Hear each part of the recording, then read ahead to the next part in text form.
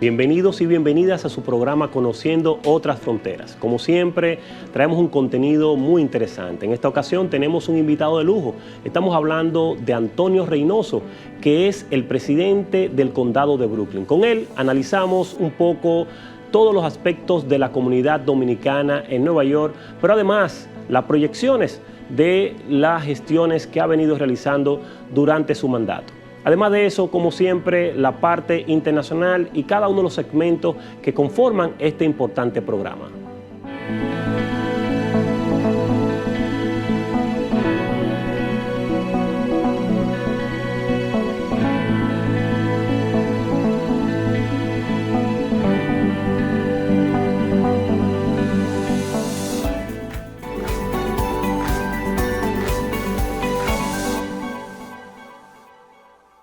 En el análisis de hoy estaremos hablando sobre la guerra de Ucrania y Rusia, una guerra que nos explica con mucha propiedad lo que para muchos especialistas se le llama la economía de la guerra.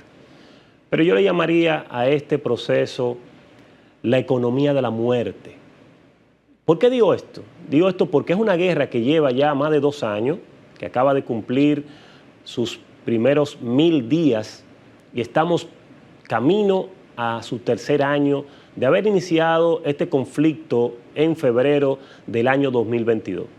Un conflicto que pudo haberse evitado si en el gobierno de Ucrania estuviera un presidente con visión de estadista y además con experiencia de Estado.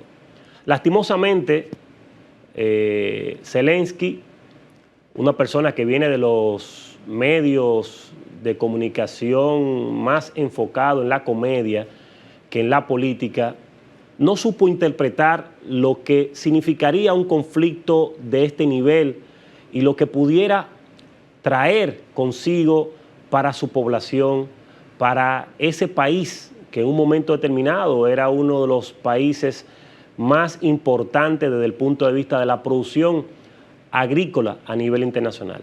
Así se le llama el granero de Europa y yo diría que el granero del mundo, porque muchas de las materias primas que se utilizan a nivel mundial en términos de granos, sorgos, maíz, provenían de Ucrania y este proceso ha quedado en el olvido después de este conflicto que, como ya señalábamos, lleva más de 2 años.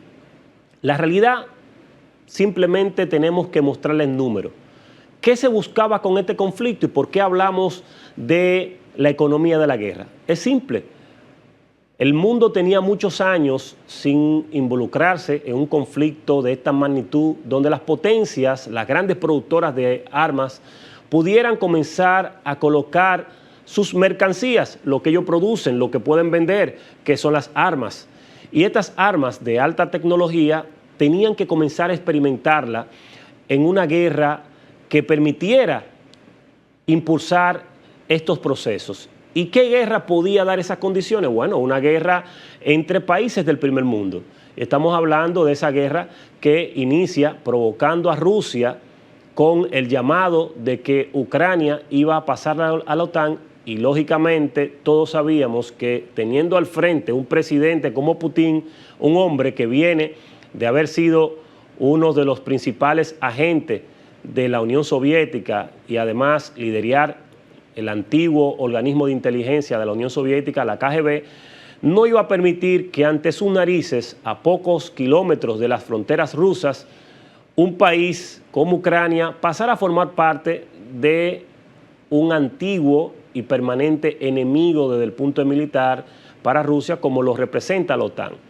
Y este fue el caramelo que le dieron a Putin para entrar en este conflicto. Lógicamente, Putin, un estratega militar, sabía en lo que se estaba metiendo y además le interesaba entrar en un proceso de este tipo bajo la premisa que iba a ser una guerra relámpago, que iba a concluir de manera inmediata. Lo que sí es cierto, y para muchos que ya han analizado, nunca existió el interés de que este conflicto concluyera de la manera rápida, porque de concluir de forma rápida no se iba a poder aceitar la maquinaria de la guerra.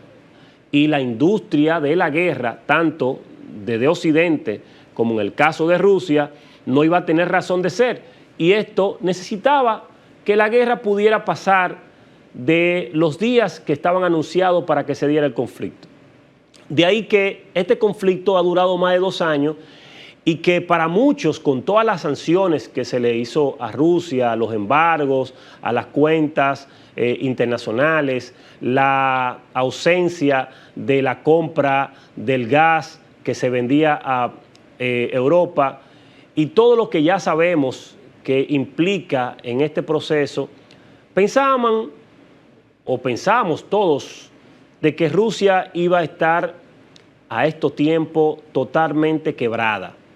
Y no ha pasado así. Los números muestran otros indicadores. Indican que Rusia en los últimos 2 años ha tenido un crecimiento por encima de un 3%. Y se estima que para finalizar este año concluya con un crecimiento próximo al 4%.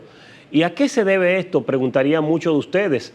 Lógicamente, a esa economía de la guerra, esa maquinaria que se ha aceitado en Rusia, que ha puesto en marcha a todas las empresas que se dedicaban a la producción de armas, se han colocado en este proceso bélico y se han comenzado incluso, ha servido también de laboratorio para comenzar a poner en marcha muchos armamentos que tanto en Occidente, Estados Unidos, Francia, nunca se habían experimentado y han comenzado a utilizarse en este gran laboratorio, así le llamo yo, que representa la guerra de Ucrania. Recientemente vimos cómo se autorizaron la utilización de armamentos de largo alcance para que Ucrania lo utilizara en territorio ruso. Y esto inmediatamente encontró una respuesta del presidente Putin, quien señaló que ha activado el protocolo nuclear para utilizar armas nucleares en el caso que sea necesario.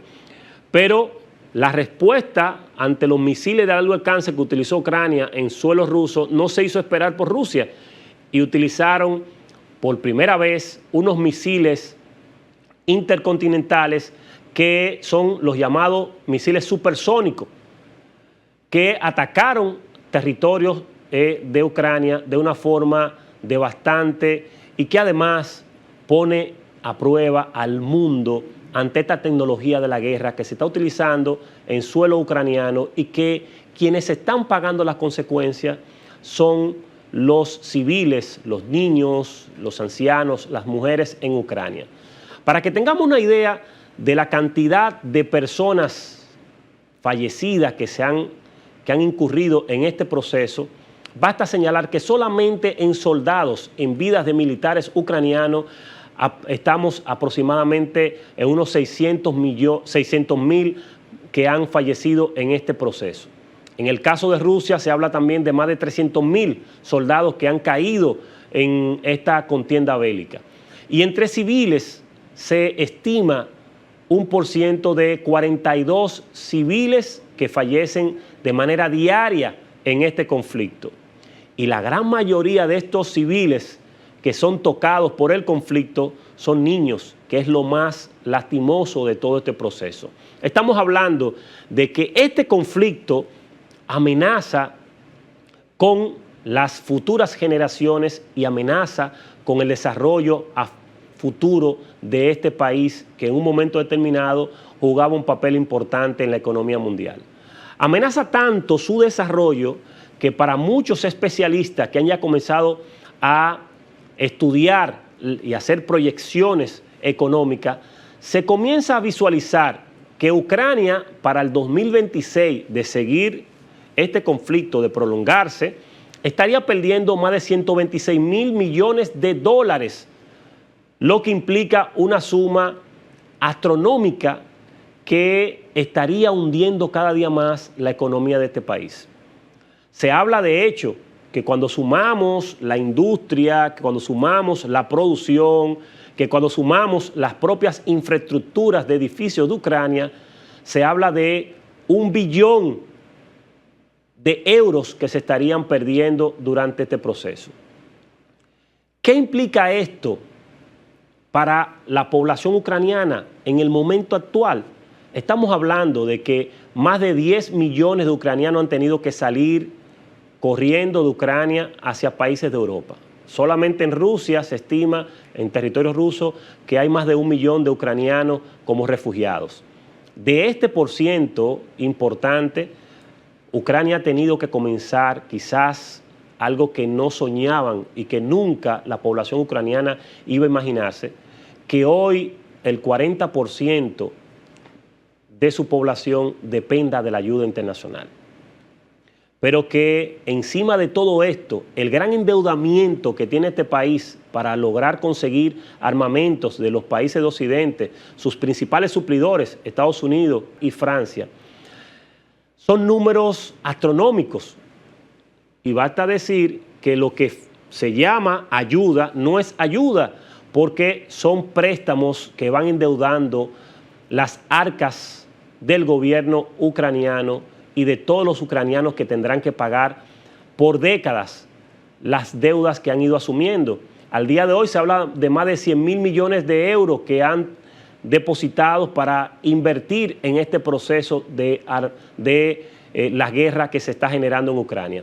¿Quiénes son los grandes beneficiados en esto? Lógicamente, quienes están facilitando los recursos.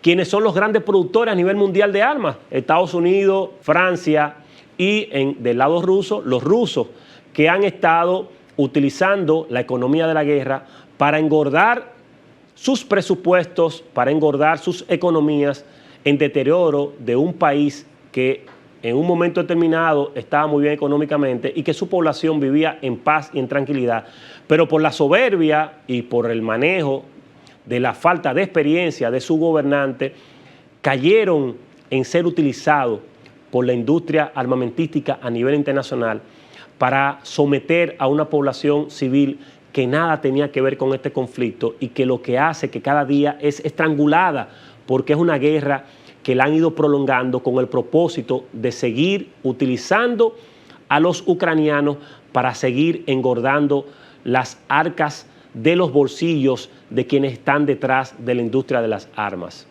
Y esto no lo digo yo, podemos ver las recientes declaraciones de Robert Kennedy, quien hace una explicación muy interesante de quiénes son los sectores que están detrás de esta guerra. Por eso, cuando el candidato a la presidencia, Donald Trump, que ya presidente electo de Estados Unidos, ha señalado en múltiples ocasiones que va a detener la guerra porque entiende que detrás de esto, quienes están aportando la mayor carga económica son el pueblo de Estados Unidos, que financia con sus impuestos estos conflictos internacionales, pero también el pueblo de Ucrania, que ha estado sacrificándose no solamente económicamente, sino aportando los muertos en este conflicto.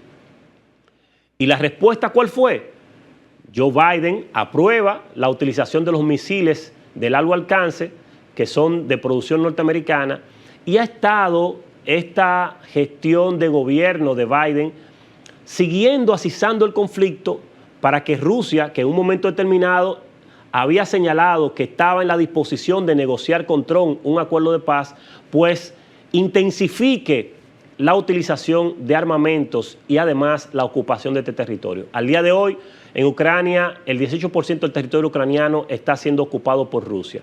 Al día de hoy, el conflicto ha generado muertes bastante considerables en ambos bandos. Al día de hoy, la economía más afectada ha sido la de Ucrania. Al día de hoy, quienes han pagado las consecuencias de esta guerra ha sido el pueblo ucraniano, que había pasado de tener un 5% de pobreza a un 24% en 2 años.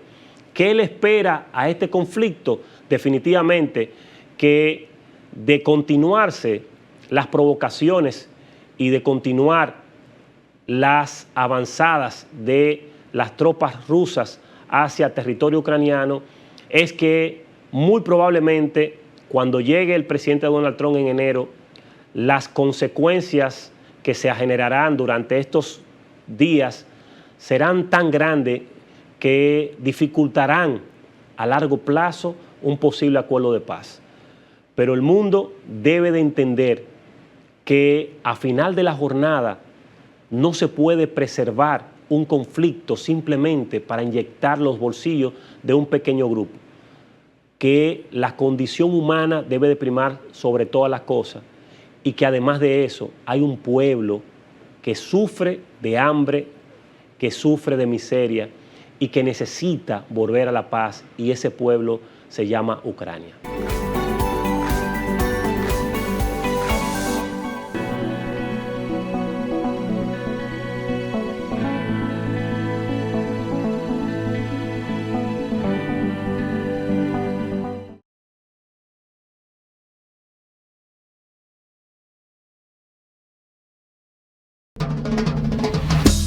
Hoy, aunque Julia está allá en los países, está cerquita de su papá aquí en Moca, enviándole los chilitos de la compra del mes por la nueva app Remesas Reservas.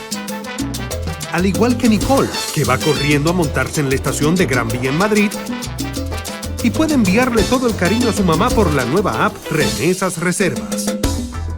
Y como Fernando, que le envía a su hermano los chilitos para completar el mes, para que ambos sigan cuidando a sus padres en el campo. Cariño en mano con la nueva app Remesas Reservas. Una manera fácil, rápida y segura de recibir y enviar dinero a tu gente. Disponible ya en Europa y Estados Unidos. Banreservas, el banco de todos los dominicanos. Ahora en Voz, puede disfrutar de La Expresión de la Tarde con los destacados periodistas y comunicadores Adolfo Salomón, que ayer el presidente Luis Abinader, Carmen Curiel, quizás la inteligencia, Roberto Gil y Ángel Acosta. Posición del presidente. De lunes a viernes de 3 a 5 de la tarde, La Expresión de la Tarde, por Voz, Canal 85, y en nuestras redes sociales, @tvn24.do, @VozMediaNet, en TikTok, @tvn24do, en nuestra página web, Voz Media Network, en YouTube, Voz Media Network, TVN24DO. El mundo, sus complejidades, cultura, datos curiosos. ¿Te suena raro todo esto? Te invitamos a que conozcas más en Documentales VMN.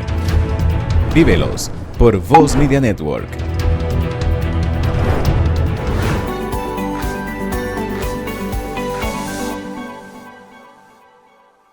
Estamos en su programa Conociendo Otras Fronteras, y en el día de hoy traemos una invitada joven, talentosa, con mucha experiencia a pesar de su edad en los medios de comunicación, pero también en la producción literaria sobre temas vinculados al género.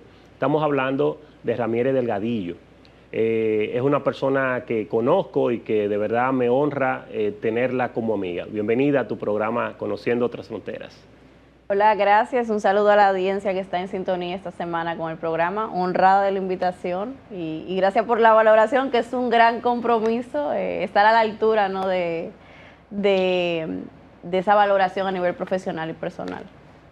Gracias, gracias. La verdad que siempre es importante uno conversar con una persona de los medios de comunicación, comunicadora de profesión, pero además una joven muy preocupada en el orden social por los aspectos que podamos incluir para mejorar lo que tiene que ver todo el tema de equidad e igualdad de género. Y en ese sentido me gustaría empezar preguntándote cómo una joven y sobre todo mujer puede desarrollar su carrera profesional en los medios de comunicación. ¿Eso es posible? ¿Hay condiciones para emplearlo de manera digna? Esa sería quizás la primera pregunta en el marco de esta entrevista. Sí, yo creo que, bueno, yo soy un ejemplo de eso. Yo soy de San Pedro de Macorís. Vine a la ciudad, a Santo Domingo, precisamente en busca de ese sueño de seguir formándome académicamente.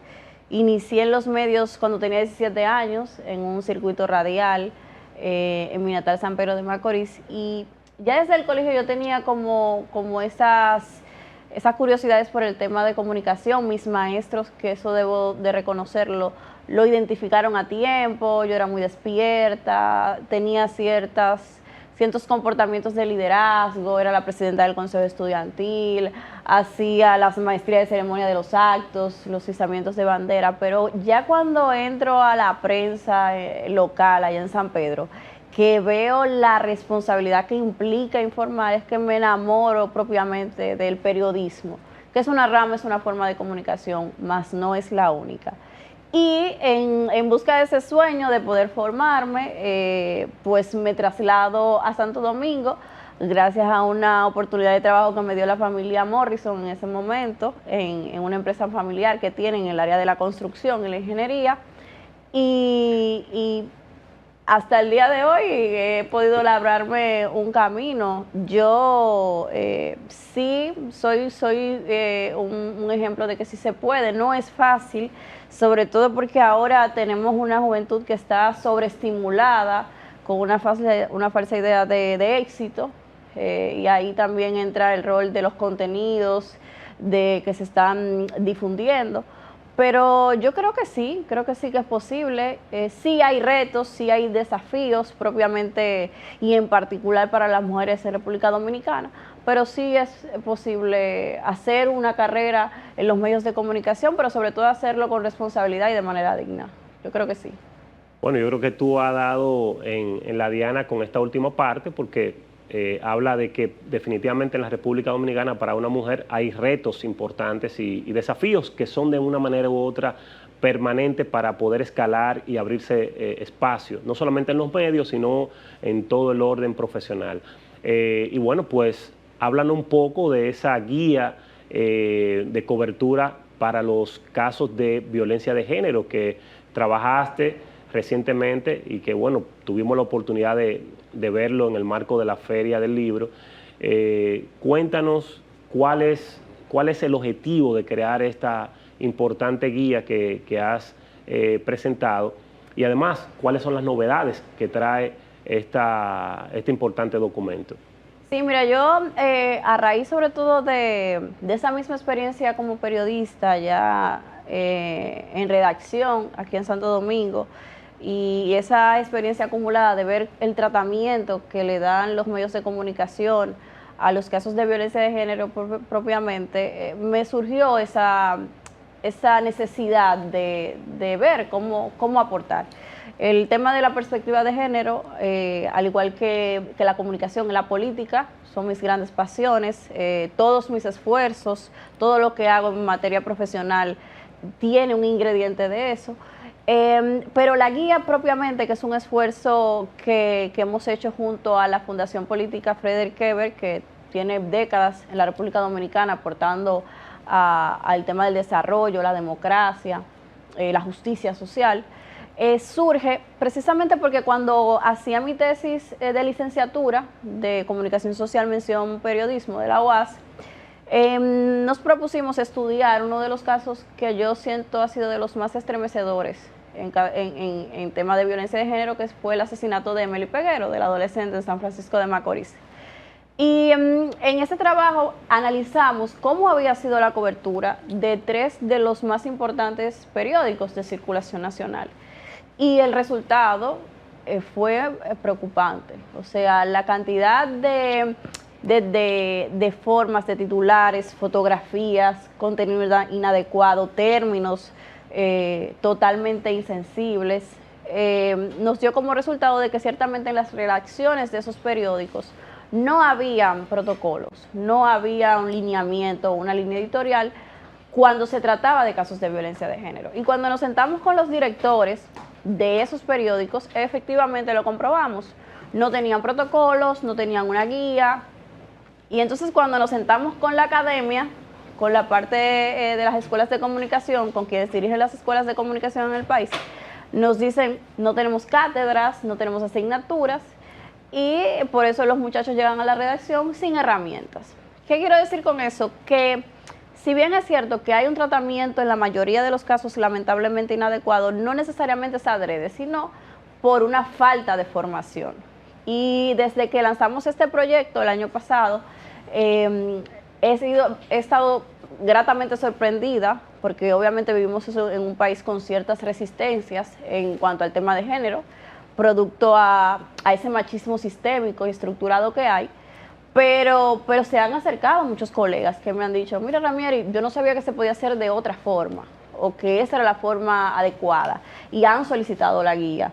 Esta guía ha sido presentada en la Feria del Libro de Madrid, recientemente fue presentada en la Feria del Libro de Santo Domingo, y la verdad es que ha tenido muy buena acogida. Yo misma, que conozco el gremio periodístico, que tengo cierta relación con los medios de comunicación, he estado gratamente sorprendida. No pensé que iba a ser acogida de esa manera, porque reconozco que en el medio periodístico a veces es un tanto difícil aceptar ciertas críticas, pero en el caso de la guía siento que nos ha ido muy bien. Es el primer producto de una serie de guías que yo me he propuesto hacer.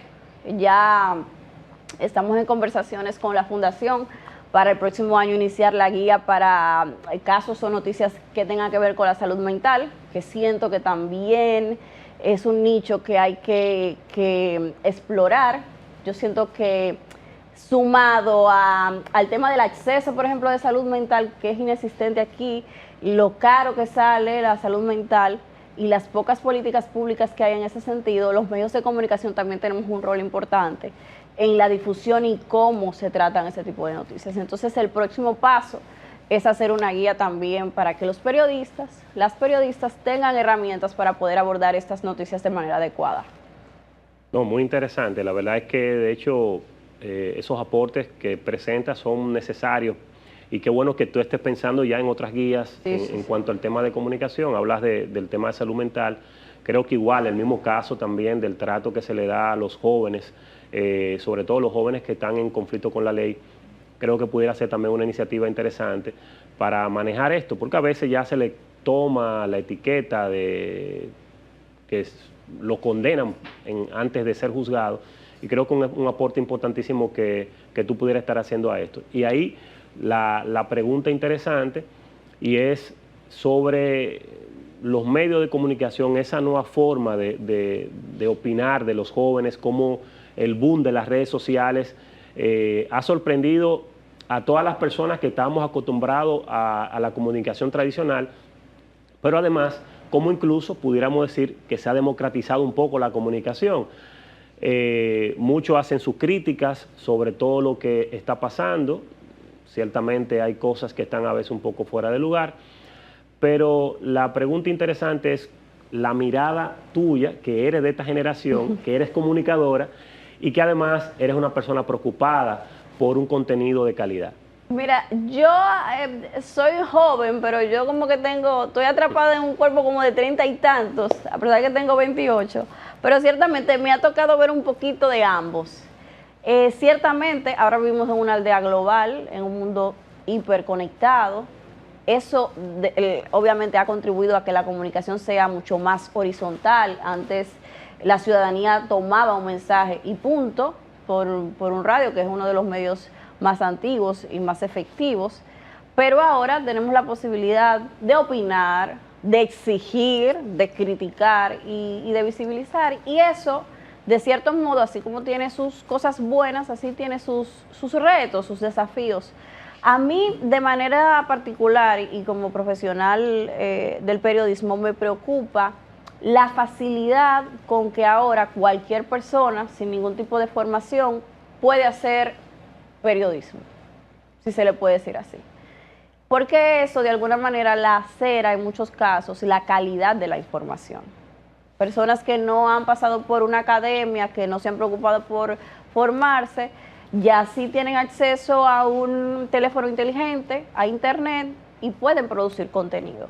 Y eso puede ser muy peligroso porque para nadie es un secreto el poder de influencia que tienen los medios de comunicación. La ciudadanía da como bueno y válido todo lo que nosotros, a través de esa cámara o de los micrófonos, y ahora a través de las redes sociales, damos. Entonces yo siento que con eso se ha perdido también ese sentido de responsabilidad. Esa responsabilidad que también tenemos de educar a la ciudadanía. Yo creo que se ha relajado también el tema del contenido. Yo soy joven, soy parte de esta generación, pero sí veo con preocupación, sobre todo los contenidos que venden esa falsa ilusión de lo que es el éxito. Y yo siento que en ese caso, particularmente la juventud dominicana, está sobreestimulada, saturada de un contenido que no necesariamente se corresponde a lo que es el éxito realmente. O sea, yo te estoy bombardeando constantemente con contenido que te dice, yo tengo este carro, puedo darme tal estilo de vida, y hago que parezca fácil cuando no lo es. Y tú tienes ese joven o esa joven en un barrio de la periferia de la ciudad o de los sectores más empobrecidos, que se contrayan con una realidad que no es la que ven en la música o en los videos urbanos o en los podcasts que están ahora en boga o en las plataformas. ¿Y qué hacen entonces? ¿Qué hago si yo quiero eso que yo estoy viendo? Entonces, lamentablemente, quienes no tienen otras alternativas o se dejan influenciar por ese contenido, lamentablemente caen en incurrir en hechos ilícitos.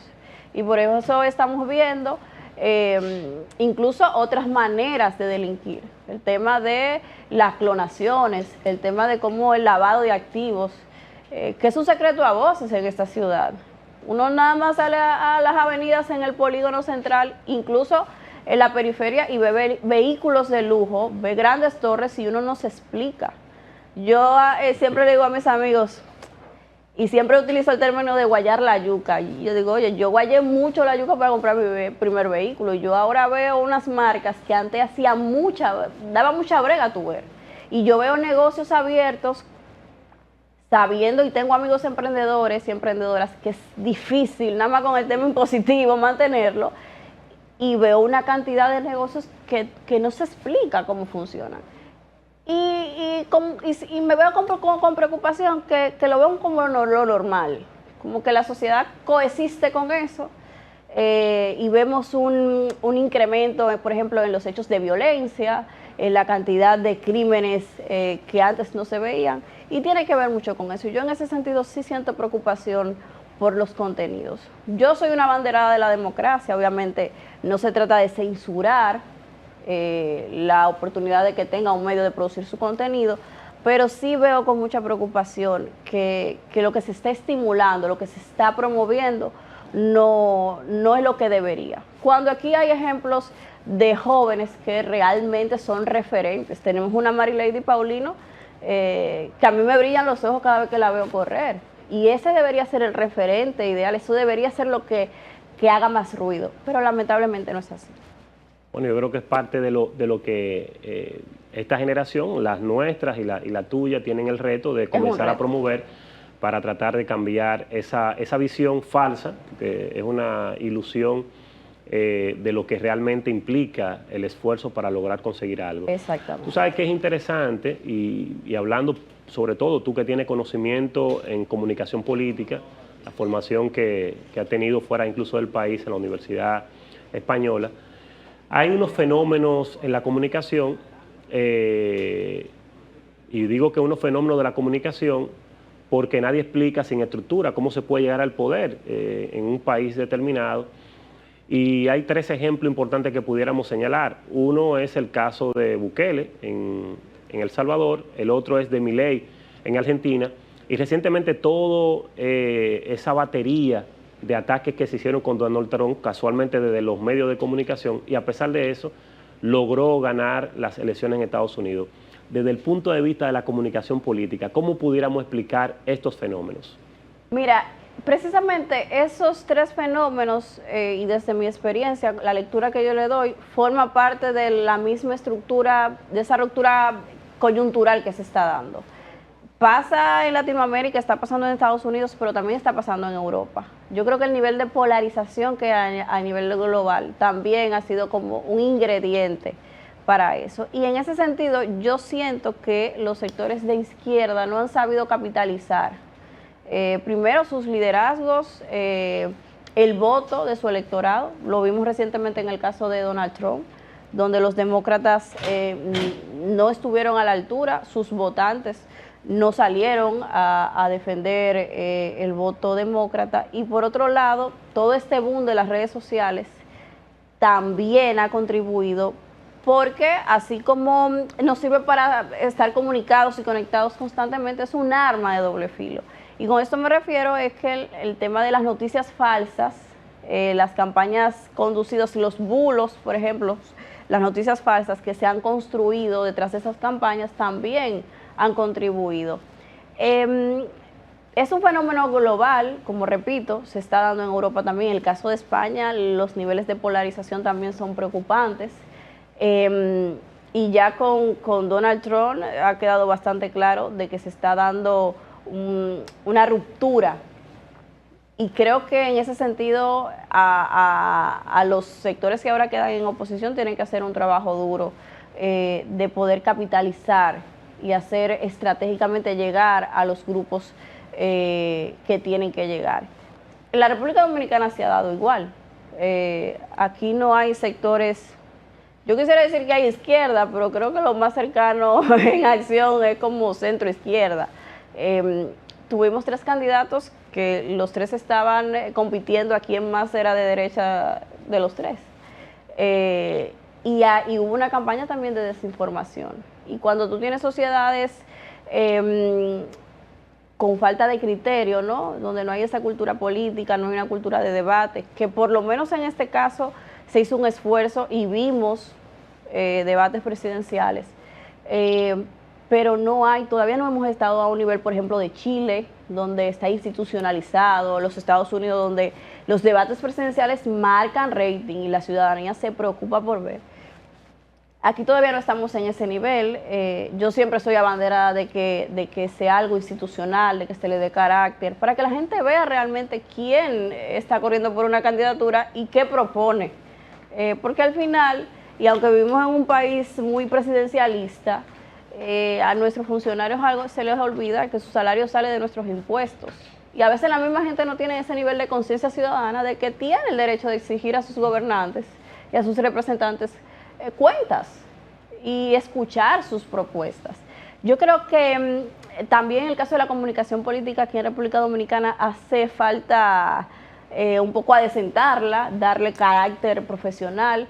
La comunicación social es una rama que se estudia, que tiene su teoría, que tiene su práctica, que es parte fundamental de las campañas políticas, sobre todo ahora en un mundo totalmente conectado. Y yo siento que aquí hace falta perfiles que realmente estén a la altura y se dediquen a eso. Y por eso vemos que muchos de los candidatos buscan asesores internacionales.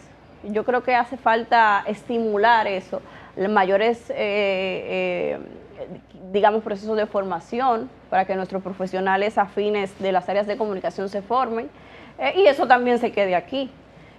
Porque yo también soy de las que digo que sería más fácil para un asesor en comunicación dominicano que para otro que venga de España o que venga de México, que sepa el contexto dominicano. Básicamente eso. Pero sí veo con preocupación el nivel de polarización, la falta de consenso que hay a nivel mundial. Por ejemplo, en el caso de Trump vimos una ciudadanía que no tiene que en cierto modo contribuyó a esa victoria, hombres blancos sin estudios, mayores. Entonces, esos son los perfiles que están definiendo quién va a conducir los destinos de una potencia, si se le puede llamar potencia todavía. Pero en ese sentido ya a la oposición, a los sectores progresistas de izquierda, le toca un gran trabajo por hacer. Y aquí a la oposición en el marco local también.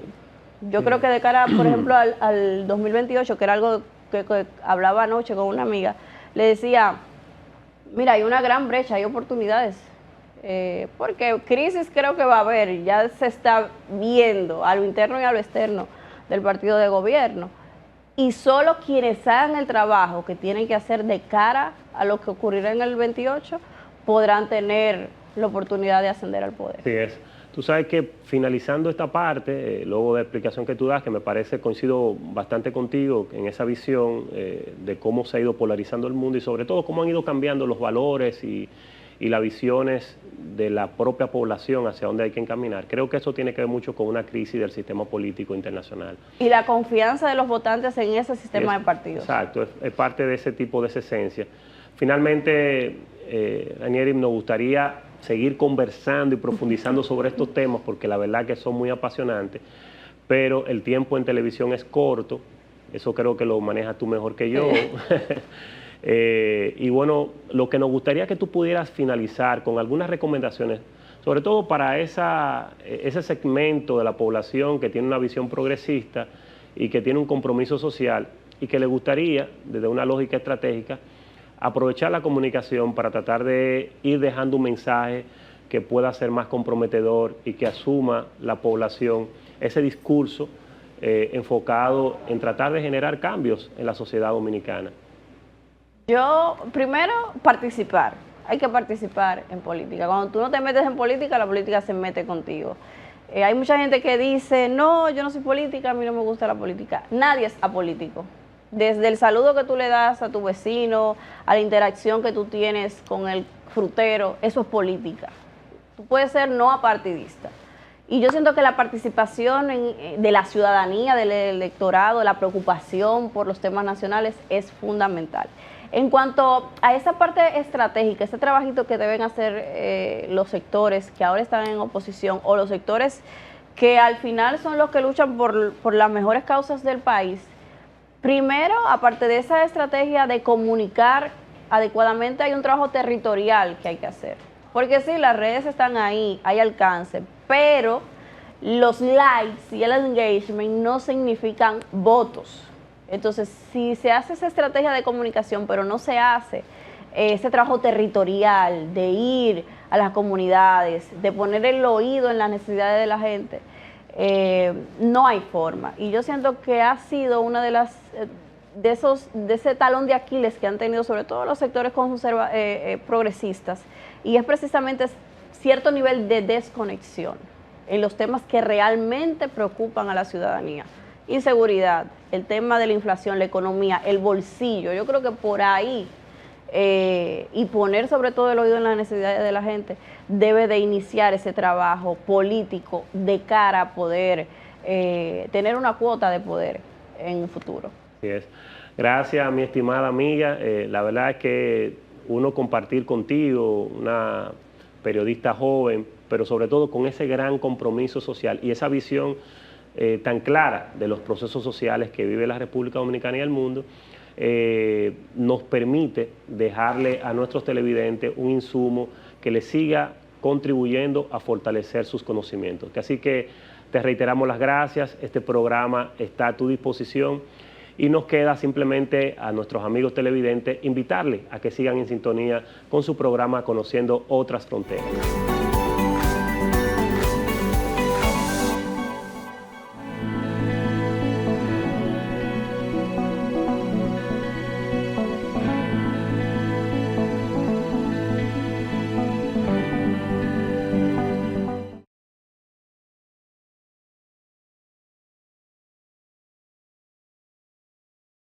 Voz es deporte. Los tres fueron fundamentales para el éxito de los Medias Rojas de Boston. No ganar el título es un fracaso total. Y eso debe ser una prioridad del movimiento deportivo. Porque realmente los juegos son del Comité Olímpico Dominicano. De los máximos goleadores en la historia de selecciones.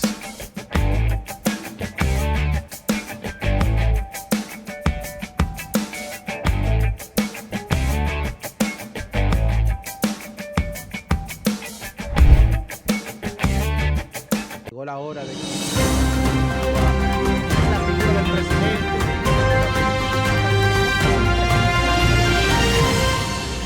Soy Hernán Paredes y te invito a sintonizar el programa Voz Vespertina por Voz Media Network en el canal 85 de Claro, de lunes a viernes.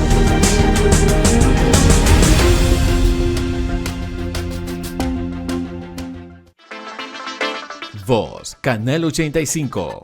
Síguenos en nuestras redes sociales, @tvn24do, @Voz Media Net, en TikTok, @tvn24do, página web, Voz Media Network, YouTube, Voz Media Network, TVN24DO.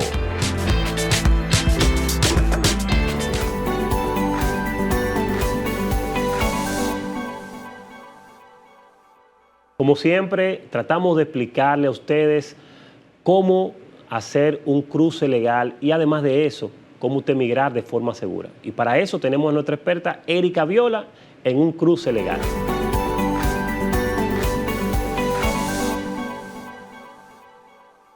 Buenas tardes amigos, bienvenidos todos a esta nueva entrega de su segmento Un Cruce Legal.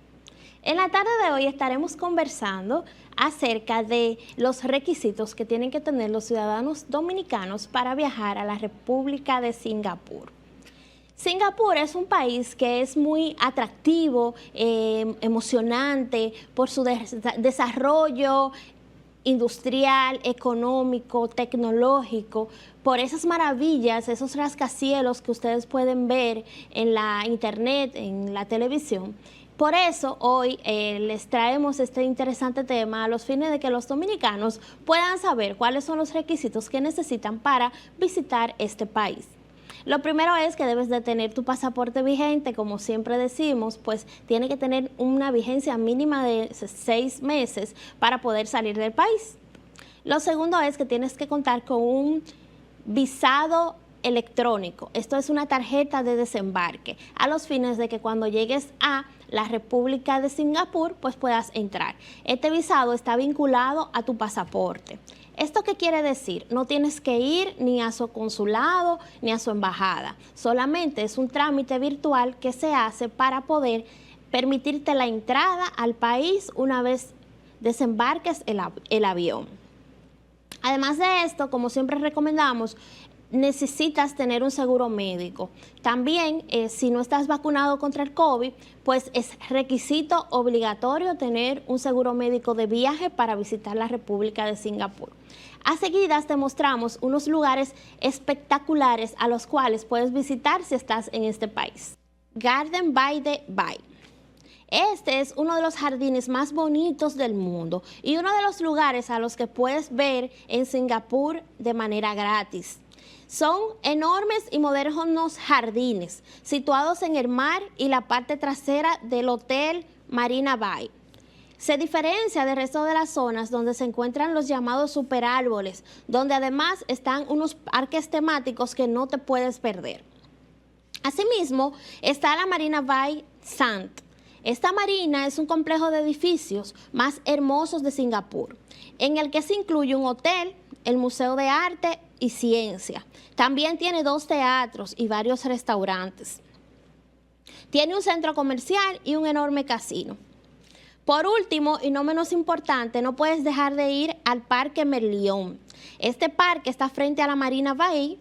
Se encuentra una bahía en la que se puede concentrar los edificios más grandes y emblemáticos de Singapur, en los cuales en estos edificios puedes ver un show de luces en las noches espectaculares y lo mejor de todo es que totalmente gratis. Cabe destacar también que visitar a Singapur es costoso el vuelo de ida y vuelta, pero cuando estás allá, el hotel, los guías turísticos y las mayorías de los museos son totalmente gratis. Es decir, que haces una inversión de viaje, pero allá la estadía, la comida y su cultura es casi todo gratis para los visitantes. Así es que nada, esperamos que con estas informaciones te motives a ir a la República de Singapur, ya que no tienes que hacer un proceso complejo de visado y puedas conocer de otras culturas y gastronomías.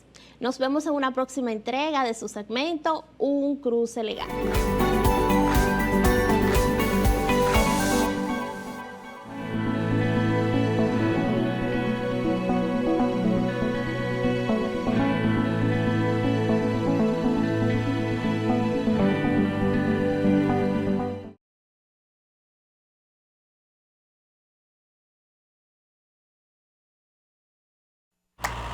Héctor, con el apoyo de Banreservas, duplicó su producción de arroz este año.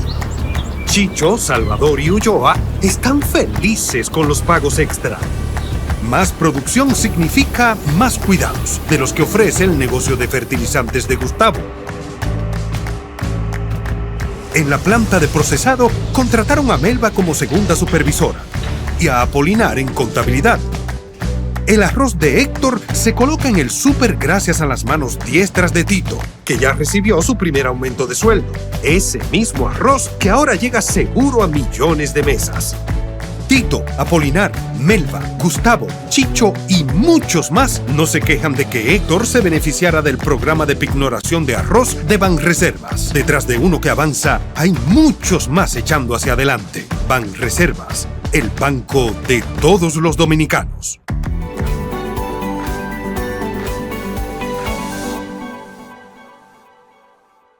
Siempre es importante recordar a nuestros héroes y heroínas. Y en este segmento tratamos de presentar y preservar esos aportes que han hecho esos grandes hombres y mujeres a nuestro país. Y para eso tenemos a Eduardo Paulino en Hablemos de Historia.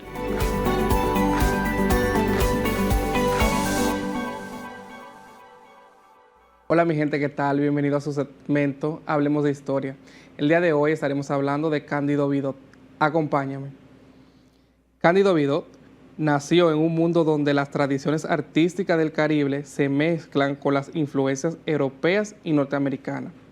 Desde muy joven mostró una gran fascinación por el arte, la cultura de su país, República Dominicana.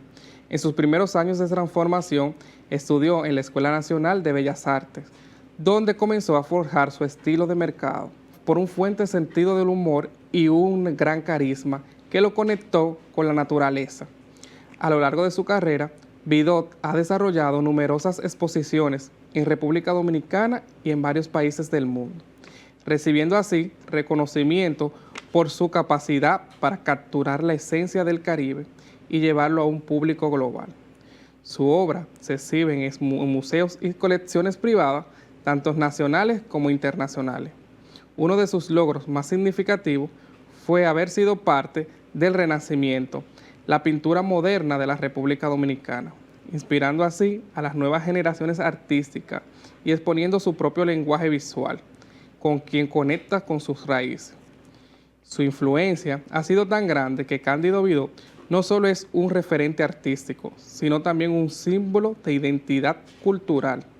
A través de su arte, la gente pudo reflejar en sí mismo su tiempo, su valor y su conocimiento a partir del alma caribeña.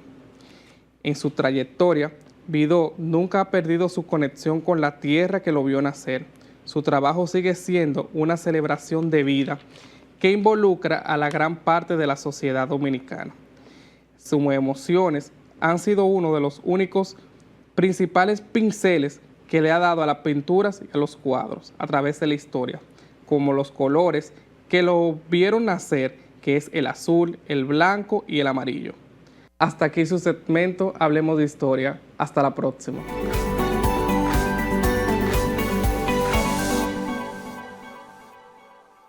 Las curiosidades, la educación, la ciencia, cada uno de esos aspectos tienen vigencia en este programa. Y lo hacemos a través de Amalia Murillo en ¿Sabías qué?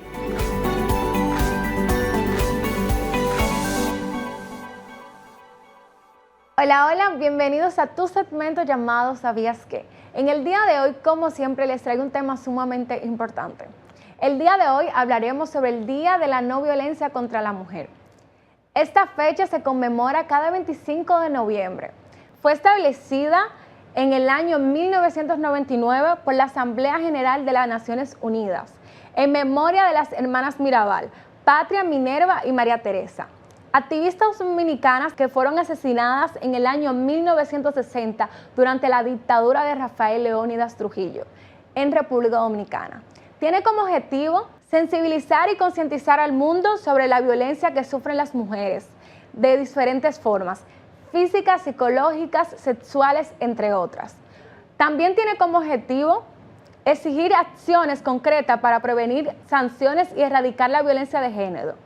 Y por supuesto tiene como objetivo recordar a las víctimas y reconocer los esfuerzos de quienes luchan por los derechos de las mujeres. Un dato importante que todos debemos saber es que la campaña internacional Únete de la ONU anima a todos a usar el color naranja como símbolo de un futuro libre de la violencia para las mujeres y niñas. Las actividades incluyen marchas, conferencias, talleres y otras iniciativas para promover la igualdad de género y la justicia social. Hasta aquí llega este segmento en el día de hoy. Por supuesto, nos vemos en una próxima entrega.